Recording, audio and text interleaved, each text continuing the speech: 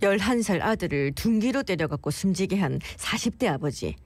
3세 아동 9명을 밀치고 당기거나 낮잠 시간에 이불을 얼굴 위까지 덮어두는 그런 행위를 한 어린이집 교사. 아동학대는 이래 곳곳에서 벌어지고 있습니다. 아동학대는 피해자가 어리고 가정이나 학급 내에서 발생하기 때문에 조기 발견이 어렵다고들 말하지요. 어찌하면 아동학대를 예방하고 근절할 수 있을지 전문가와 함께 짚어보겠습니다. 네, 영산대학교 경찰행정학과 심혜인 교수 스튜디오에 함께합니다. 교수님 안녕하십니까? 어서 오십시오. 자, 지금 언급하기도 참 너무 슬프고 분노가 있는 이런 사건들을 좀 말씀드렸는데 아동학대 사례와 특징부터 좀 짚어보면서 이야기를 시작해 볼까요?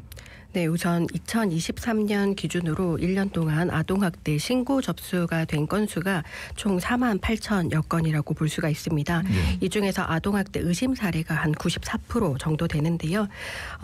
같은 기준으로 본다면 부산은 한 2,600건 정도가 발생했다라고 볼 수가 있습니다. 기억하실지 모르겠지만 2013년에 발생했던 칠곡 계모 아동학대 사건 혹시 기억하실까요? 기억나죠. 계모가 8살짜리 된 의붓딸을 폭행한 다음에 아이가 복통을 호소했음에도 병원에 데려가지 않았고 결국에 사망에 이르렀습니다. 계모는 여기서 그치지 않고 아이의 친언니에게 허위 진술을 강요를 했고 그로 인해서 계모가 징역 15년 그리고 친아버지는 방조로 징역 4년을 선고받은 사건이 있었습니다. 이로 인해서 아동 보호 전문기관이라는 게 마련이 되었는데요. 그래서 앞으로는 아동 학대에 관련해서 정부에서 이제 적극적인 대응을 해줄 수 있는 방안을 마련했었습니다. 그럼에도 불구하고 저희가 기억하는 2020년의 정인이 사건이라고 하는데 입양된 지 한 300일이 채 안 된 아이가 양부모의 학대로 한 16개월이 된 아이가 사망했던 사건입니다. 그랬을 때 입양 전에 건강했던 아이가 입양 후에 온몸에 멍과 골절, 흔적이 발견됐고 췌장 파열 등 심각한 부상이 있었습니다. 그리고 창녕에서 아동학대 사건 같은 경우에는 9살 된 여자아이가 부모의 학대를 피해 맨발로 1.5km를 걸어서 탈출했던 사건이 있었습니다. 아이의 친모는 쇠사슬로 아이를 묶어 감금했고 하루 한 끼만 제공해서 아이가 굉장히 가혹한 학대를 받았던 사건이었습니다. 이로 인해서 저희가 새로운 국가의 시스템이 마련이 되었는데요. 아동 보호 전문기관의 역할이 민간 위탁기관이다 보니 국가에서 이걸 적극적으로 대응하고자 아동 보호 전담 요원이랑 아동 학대 전담 공무원을 전국적으로 배치를 했습니다. 그럼에도 불구하고 최근까지 종종 우리가 보는 아동학대가 가정에서 많이 발생하는 걸 볼 수가 있는데요.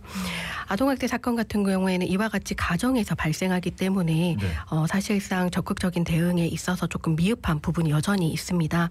그리고 신고랑 보호 체계가 여전히 한계가 있다고 지적되고 있고요. 그리고 문화적으로 제도적으로 아직까지 그 국민들 중에는 훈육으로 받아들여서 부모의 재량이다라고 맡기고 있는 경우가 많습니다. 그리고 재발을 하게 되더라도 그리고 예방을 하는 데 있어서 적극적으로 대처하기가 조금 미흡한 실정이 있긴 합니다. 이런 아동학대의 특성상 사실 또 집계된 것보다 실제로는 더 많지 않을까라는 걱정도 되는데 아동학대는 피해자가 아동이라서 또 이게 신고가 쉽지가 않고 또 가해자가 자진 신고하는 경우도 드물 것 같거든요. 주로 어떤 경로로 이 학대 신고가 접수가 됩니까? 우선 아동학대 신고 접수 경로를 살펴보기 전에 저희가 아동학대 행위자를 한번 볼 필요가 있는데요. 부모에 의한 학대가 85.9%에 해당이 됩니다. 앞선 사례랑 비슷하죠. 그중에서 친아버지가 48.2%, 친엄마가 34.7%에 해당이 되고요. 우리가 알고 있는 보조 선생님이라든지 이런 대리 양육자라고 하시는 분들에 의해서 발생하는 게 7.3% 정도 됩니다. 이러다 보니까 우리가 일반적으로 생각했을 때는 피해 아동 본인과 부모의 신고율이 낮을 것으로 예상하지만 하지만 실질적으로는 부모에 의한 신고가 가장 높습니다. 그리고 다음으로는 아동 본인에 의한 신고도 한 25% 내외로 나타날 정도로 아동 본인이 신고하는 경우도 많습니다. 하지만 그중에서도 아동학대 신고 의무자라고 있거든요. 그 선생님이랑 사회복지사 아니면 아동복지 전담 공무원 이런 사람들을 비롯해서 의사 그리고 119 응급구조사들이 포함되어 있습니다. 이러한 총 25개의 직군들이 포함되어 있는 신고 의무자에 의해서 신고되는 경우가 한 27% 정도가 해당이 확장되고 있습니다.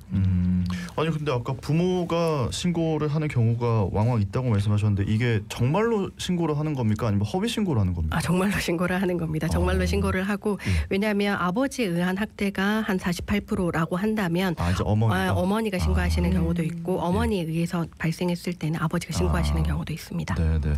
자 이렇게 아동학대 신고가 접수가 되면 그 이후의 절차는 어떻게 되는지도 궁금하거든요. 굉장히 시스템이 2013년 사건 그리고 2020년 이후로 굉장히 구체화되어 있는데요. 네. 간략하게 조금 설명을 드리면 우선 아동학대 신고가 접수되고 나면요.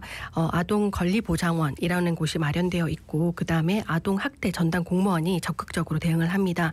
이때 현장 그 신고를 받고 난 다음에 현장 출동에 있어서 경찰과 함께 즉시 출동을 하고 있고요. 그리고 필요한 경우에는 아이를 긴급하게 분리보호 조치를 해서 일시보호라든지 일시 위탁가정의 보호 조치까지 결정을 합니다. 이 기간 동안 아이는 건강검진이라든지 심리검사, 가정환경조사 이런 것들을 수행을 받게 되고요. 그리고 아동보호팀이 또 마련되어 있습니다. 여기에서 아동학대가 신고만 된다고 해서 전부 아동학대는 아니잖아요. 그래서 아동학대인지 아닌지를 사례 판단을 진행을 합니다. 그 이후에는 원가정의 보호를 하거나 아니면 필요시에는 고소고발 등의 형사사건으로 조치를 하는 경우도 있고 이후에 이런 보호기관에서 팔로우업을 합니다. 그래서 정말 아이가 안전하게 지내고 있는지를 최소 3개월 주기로 적극적으로 대응을 하고 있는 상황입니다. 네, 이래 들어보면 절차 어쨌든 좀 꽤 체계적으로 잘 맞습니다. 되고 있는 것 같거든요. 그럼 과연 이후는 좀 어떤지 들여다봐야 될 것 같은데 실제로 재학대 발생률은 좀 어떻습니까? 재학대는 그 최근 5년간 아동학대 발생했던 사건을 중심으로 해서 집계를 하는데요. 보통 그렇게 했을 때 재학대 수치를 보면 15.7% 내외 한 이 정도밖에 되진 않습니다. 그렇게 높진 않은 거네요. 네, 맞습니다. 자 이렇게 수치상으로 높지 않다고 해도 안심하기는 좀 마음이 불편한 것이 가해자가 신고 이후에 이걸 더 철저하게 숨기는 거 아닐까 이런 생각도 들거든요. 네, 맞습니다. 15.7%라고 수치가 나오기는 했지만 실질적으로 아이들의 숫자를 보면 3,100명에 이릅니다. 3,100명에 이르는 아이들이 재학대를 당했다라고 본다면 조금 더 저희가 체감을 할 수 있을 것 같은데요. 네. 이렇게 되는 이유가 어쩔 수 없이 아이들이 다시 원가정으로 돌아가기 때문에 아이들이 사망하는 사례까지 이어진다고 볼 수가 있을 것 같습니다. 예, 참 안타깝습니다. 그런데 또 우리가 어린이집이나 CCTV가 있는 곳에서 벌어지는 아동 학대도 사실 좀 발견이 어렵다고들 하는데 이래 가정에서 벌어지는 경우에는 더더욱 발견하기가 쉽지가 않을 것 같거든요. 그렇다면 우리가 옆에서 봤을 때 아동 학대를 좀 의심해 볼 수 있는 정황 같은 건 어떤 게 있겠습니까? 저희가 일반인의 경우에는 사실 관계가 없는 이상 아이들을 그렇게 접근하기가 어렵긴 합니다. 하지만 우리가 그 생활을 하다가 부모의 행동에 있어서 유추를 해볼 수가 있는데요. 아동을 과도하게 통제하거나 아니면 반대로 과도하게 무관심하거나 이런 행동을 하거나 아니면 아동 앞에서 폭력적이거나 공격적인 행동을 굉장히 서스럼 없이 보내거나 아니면 우리가 육안으로 봐도 아동의 신체에 뭔가 상처라든지 부상이라든지 이런 게 보인다거나 또는 그러한 내용을 일관되지 않게 부모가 말할 경우에 저희가 찾을 수 있는 징후다라고 볼 수가 있을 것 같습니다. 네. 자 근데 이런 의심되는 정황, 증거를 모아서 경찰에 신고를 하나요? 네, 가능합니다. 진정 사건으로 접수도 할 수 있고요. 예. 혹시나 그 증거를 모을 수가 있다면 아동 학대를 신고를 해서 조기 개입을 할 경우에 피해 아동의 최소한의 안전을 보호를 해서 아이를 크게 도울 수가 있을 것 같습니다. 하지만 이때 증거를 모을 때 법적 테두리 안에서 모으는 것이 중요한데요. 저희가 흔히 알고 있는 더글놀이나 모범택시나 이런 게 사적 제재를 통해서 한 작품들이 많이 인기를 끌다 보니까 조금 민간인으로서 신고 이상의 행동을 할 경우가 있습니다. 그래서 개인이 직접 수사에 개입하는 게 아니라 신고를 해서 아까 보았던 전문가들이 굉장히 많잖아요. 경찰뿐만 아니라 도와줄 수 있는 기관들이 많으니까 이 기관에 절차가 있다는 것을 조금 인지해 주시면 좋겠다라고 생각이 듭니다. 네. 그런데 또 우리가 아동학대의 또 다른 관점에서 봐야 될 부분이 무고성 아동학대 신고로 또 피해를 보는 분들도 계십니다.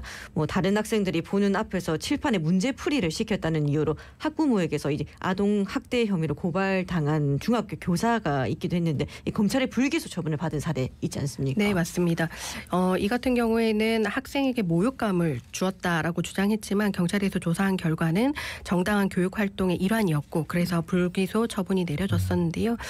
이러한 사건들을 보면 아동 학대의 신고 본래 취지보다 아동 보호보다는 좀 별개로 무고한 신고랑 교사와 같은 교육 종사자들에게 불이익을 당하는 것을 저희가 볼 수 있어서 이렇게 된다면 적극적인 신고보다는 조금 소극적인 태도를 이끌 수 있어서 조금 심각한 상황이 될 수도 있다라는 게 인지가 필요합니다.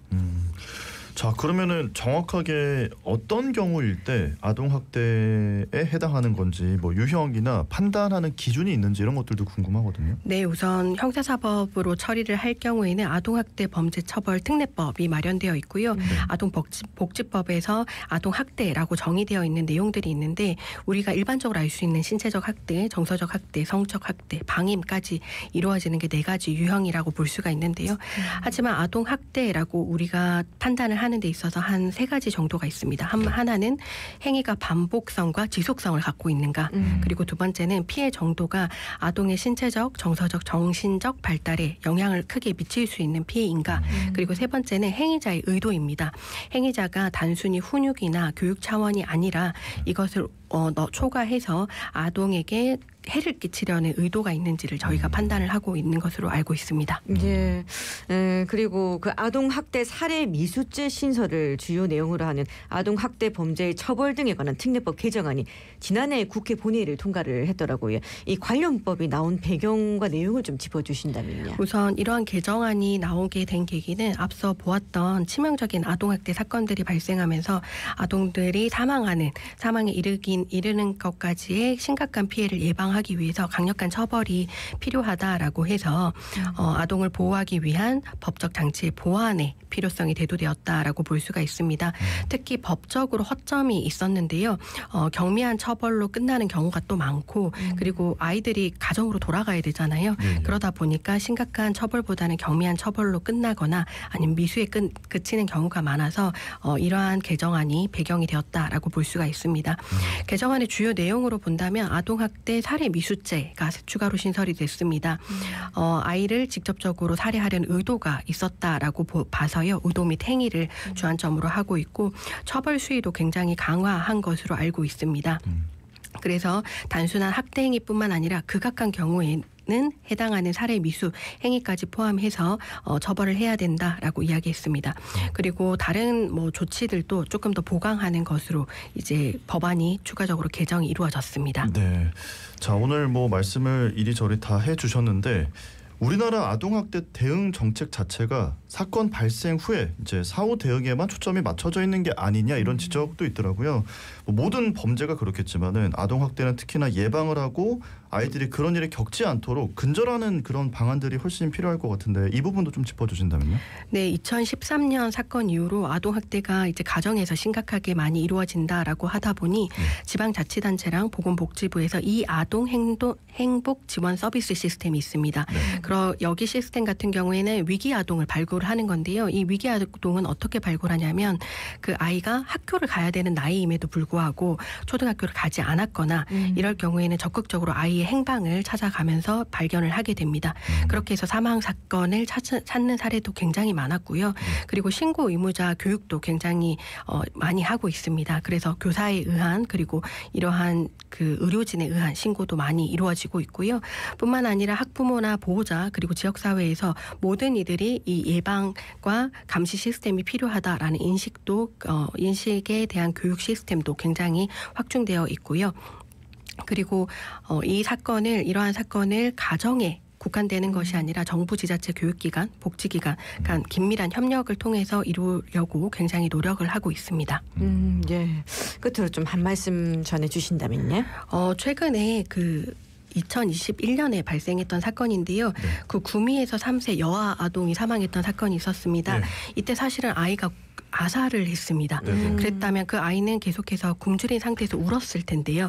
그런데 이웃집 주민들이 왜 신고를 안 했냐라고 한다면 아이가 우는 사례가 너무 많았다고 해요. 그러다 보니까 신고를 안 해도 어차피 아이는 울겠다라고 생각해서 주위에서 적극적으로 대응을 안 했던 게 조금 아쉬운 거로 남거든요. 그래서 우리가 그 아이들을 안전하게 이 지역사회가 좀 보살필 필요가 있겠다라는 생각을 하게 됐습니다. 네, 알겠습니다. 오늘 말씀은 여기까지 듣겠습니다. 고맙습니다. 고맙습니다. 감사합니다. 지금까지 영산대 경찰행정학과 심혜인 교수였습니다. 예, 오늘 입춘인데 봄의 시작을 알리는 절기가 무색하게도